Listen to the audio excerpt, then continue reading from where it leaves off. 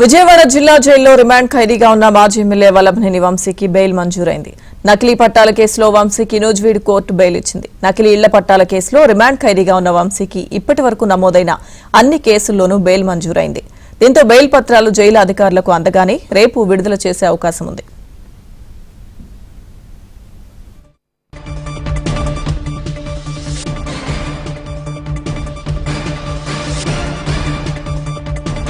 Bail ఇచ్చింది. నకిలీ ఇళ్ల పట్టాల కేసులో రిమాండ్ ఖైదీగా ఉన్న వంశీకి ఇప్పటి వరకు నమోదైన అన్ని కేసుల్లోనూ బెయిల్ మంజూరైంది.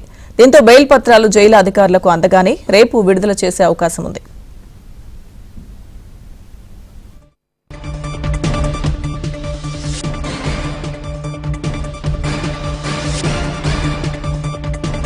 బెయిల్ ఇచ్చింది. నకిలీ ఇళ్ల పట్టాల కేసులో రిమాండ్ ఖైదీగా ఉన్న వంశీకి ఇప్పటి వరకు నమోదైన అన్ని కేసుల్లోనూ బెయిల్ మంజూరైంది.